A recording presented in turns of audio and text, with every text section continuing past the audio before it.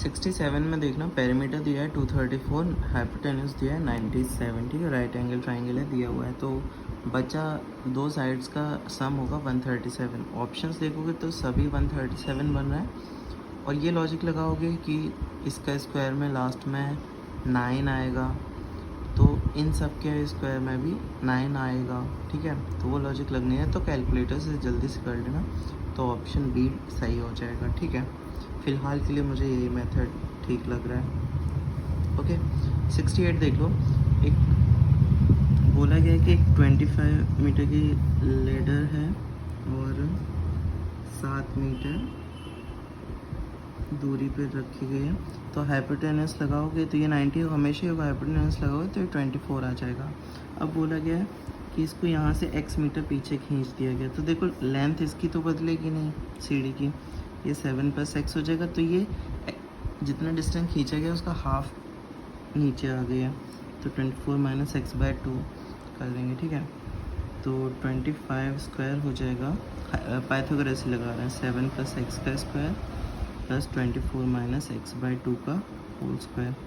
7 का square 49 plus x square, ये 625 है, plus x square plus 14x plus 576 plus x square / 4 minus में जाएगा 2 × 24, ये 2 से 2 वो वाला कैंसिल हो जाएगा, तो ये 24x बचेगा माइनस में, ठीक है।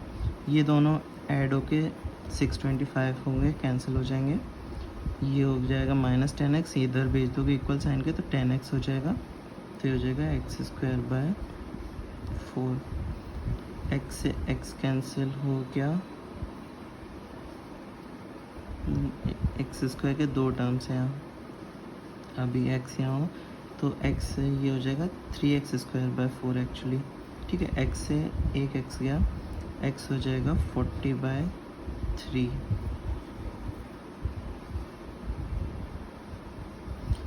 इतनी गंदी वैल्यू आ नहीं रही थी, 1 मिनट रुक जाओ, ये से ये गया 49 + x² + 14x - 24x, ये x² / 4, ये कैंसिल हो गया, 10x =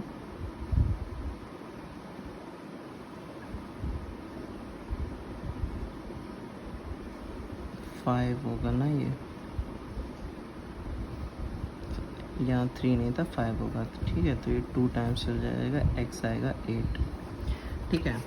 अब पूछा गया किसके बीच में वैल्यू लाई करी, तो इन तीन ये रेंज दिए हुए हैं कि 2 से 7 के बीच की वैल्यूज़, तो इसमें 8 आ ही नहीं रहा है कहीं, 8 यहाँ दिख रहा है, बट ये मैंने आपको किसी ने समझाया था, 8 ऐसे अगर लिखा हुआ है ये वाला ब्रैकेट, तो इस रेंज में 5 से 8 के बीच के नंबर से 8 नहीं है, ठीक है। अलजेब्रा में ये सीखोगे आप, बट अगर ये लिखा होता, ऐसे ब्रैकेट बना होता, तो इसका क्या मतलब होता है 8 भी इंक्लूडेड है, तो आंसर हो जाता है कि इस रेंज में लाया करेगा, ठीक है। ऐसे लिखा हो तो क्या मतलब होता है 8 भी इंक्लूड है, 5 भी इंक्लूड है, बीच के नंबर्स भी इंक्लूडेड हैं, ठीक है। तो ये भी आंसर हो सकता था अगर लिखा होता तो, बट ऐसा ब्रैकेट बना है तो मतलब 8 इंक्लूड नहीं है इस रेंज में, और किसी में भी नहीं आएगा, 9 से 10 के बीच में भी नहीं आ रहा है, 6 नहीं, तो डी आंसर हो जाएगा, ठीक है।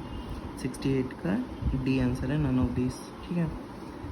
घबराना नहीं, वो अलजेब्रा में भी सीखोगे, ठीक है। इसमें पूरी कहानी लिखी हुई है, फिर ये डायग्राम ही आया एंड में, तो देखो वही पहले सेकंड रूल लगाओगे, सेकंड वाला, तो 8 × 18 = x × x + 7, x × x + 7, तो 18 8 से कितना होता है 144 शायद होता है, और x × x + 7 ही लिखे हैं, तो x 9 रखोगे, या क्वाड्रेटिक सॉल्व करना चाहो तो कर लेना, वरना देखना ये 9 रखते हैं तो ये 16 बन जाएगा, 16 9 जा 144 ही होता है, तो x 9 आ रहा है, ठीक है। क्वाड्रेटिक से भी आ जाएगा सॉल्व करके, तो ये 9 आ जाएगा। तो इस पूरे की लेंथ कितनी होगी 16, और इस पूरे की लेंथ कितनी होगी 18, और इस ट्राइंगल का एरिया पूछा गया, तो साइन रूल लगा दोगे, क्या होता है हाफ इंटू साइड का multiplication 18 into 16 into sine of angle between है जो कि 60 दिया हुआ है। इससे आपकी एरिया जाएगी 2 8 से कर दोगे, साइन 60 होता है √3/2, 2 से गया ये 9, 8 9 72 √3। ठीक है, तो आंसर आपका सी आ जाएगा। ठीक है,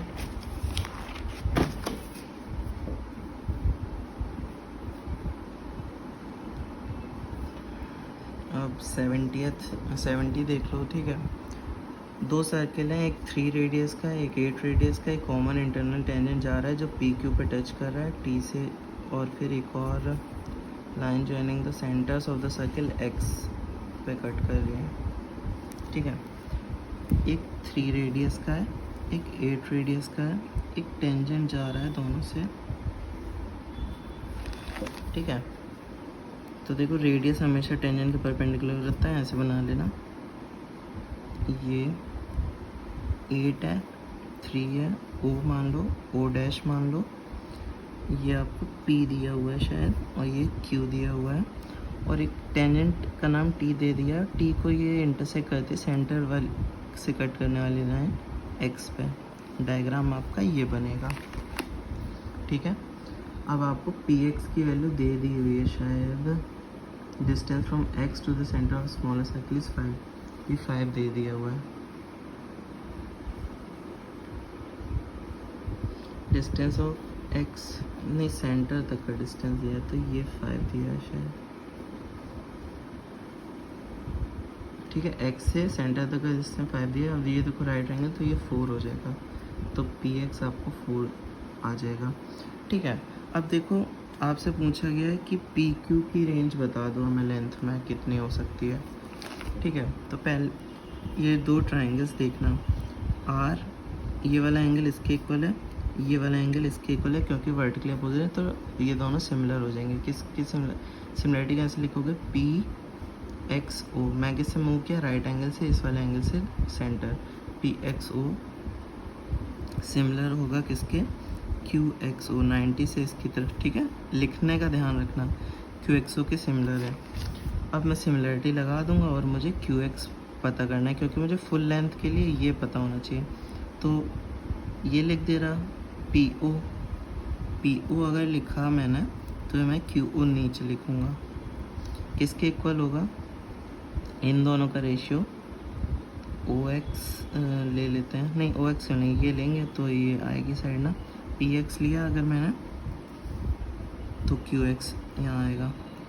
ठीक है, PO की वैल्यू रखी 3, QA की वैल्यू रखी 8, PX की वैल्यू रखी 4, QX आ गया, QX आएगा कुछ। ठीक है, QX आएगा 32/3, तो ये आएगा 10.66। ठीक है, ध्यान से देख लो 10.66, तो पूरी लेंथ कितनी हो जाएगी 14.66। ठीक है, तो 15 और 16 के बीच में कहीं लाया कर रहा है, तो रेंज देखो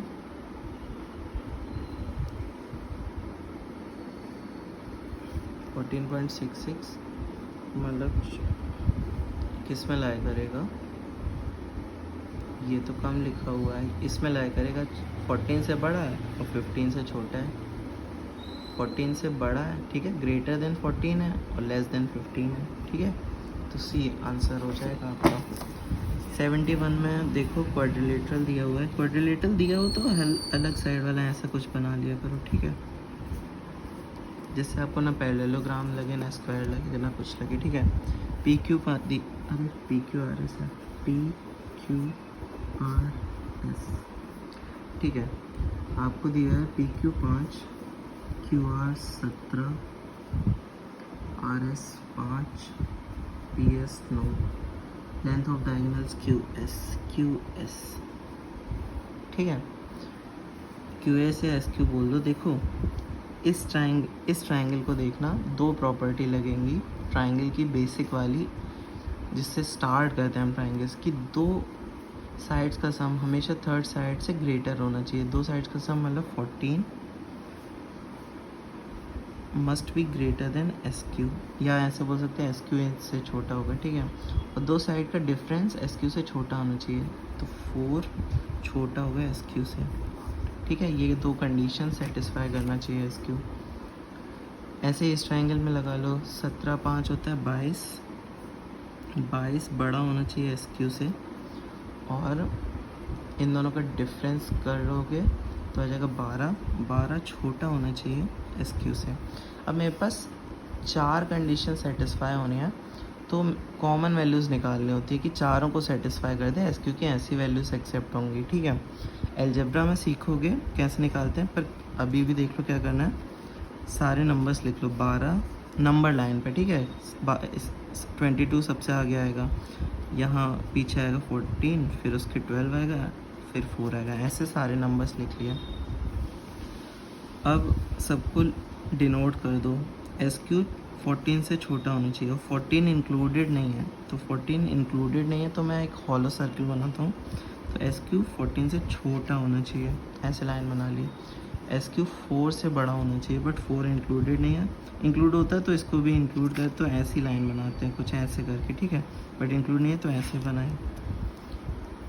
22 से छोटा होना चाहिए एस क्यू, 22 से छोटा होना चाहिए एस क्यू, और 12 से बड़ा होना चाहिए।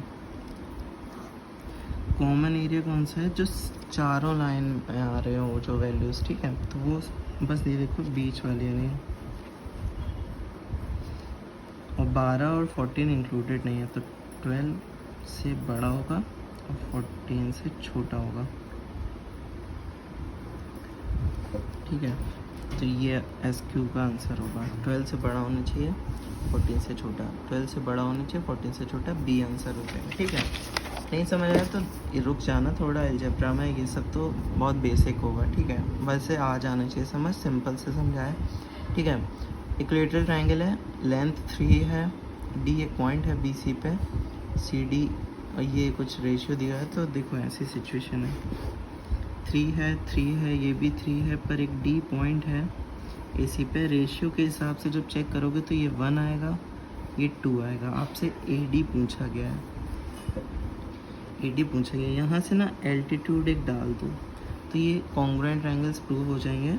तो ये मतलब मिड पॉइंट पर डिवाइड करेगा, ये 1.5 होगा, ये भी 1.5 होगा, ये 1 है, तो आप ना ये सपोज के पॉइंट वाले डी के आपका आ जाएगा 0.5, मिड पॉइंट है तो ये 1.5 होगा, ये 1 होगा, तो ये 0.5 आएगा।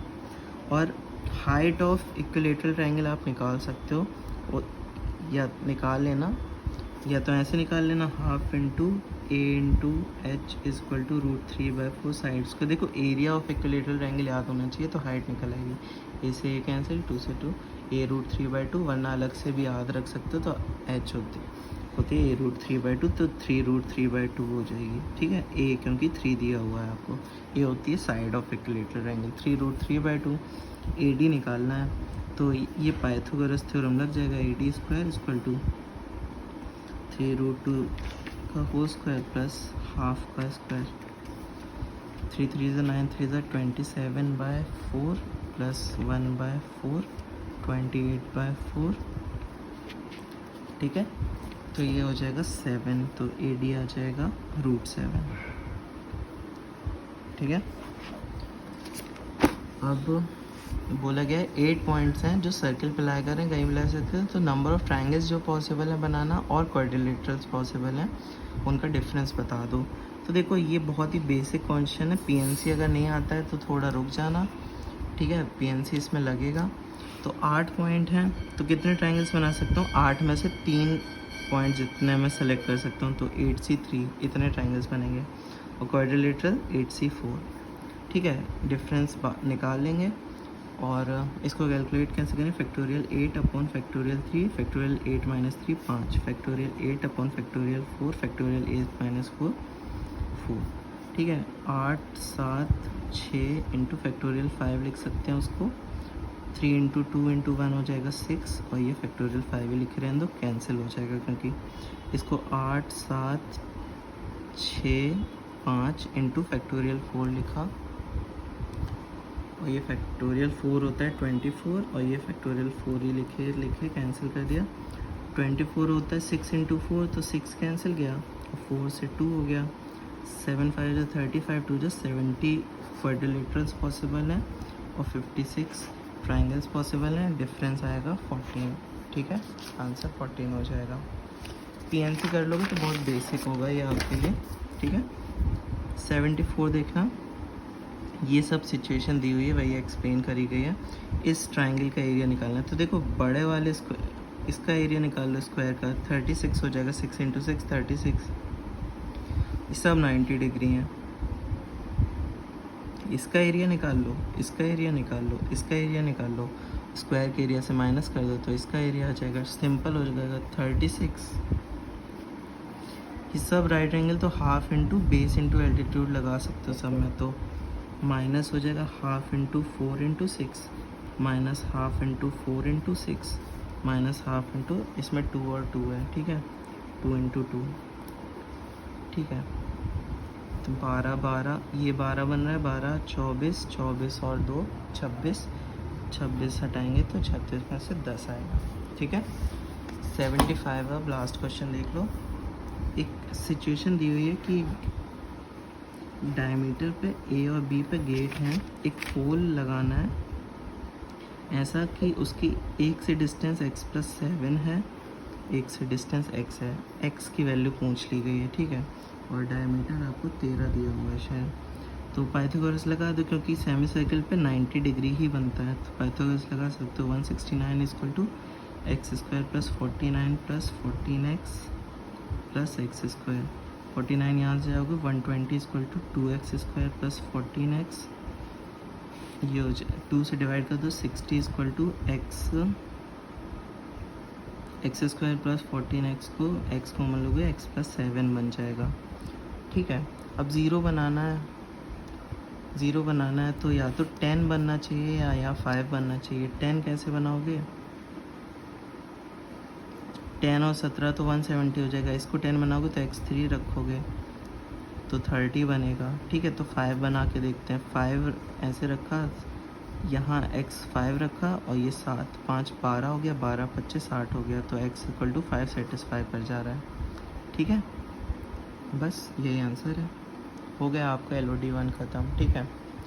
देखो उसको समझ आए होंगे अच्छे से LOD 1 के सॉल्यूशन जिसने ऑनेस्टली वर्क किया ट्राइंगल्स और सर्कल्स पे NCERT से, वो इम्पोर्टेंट है, ठीक है। तो उसको स्किप मत करना, बहुत इम्पोर्टेंट है। उसके बाद देखो बहुत ही ईजी हो जाएगा ज्योमेट्री, ठीक है। और कोई डाउट हो तो मुझे कांटेक्ट करना है। चलो, थैंक यू।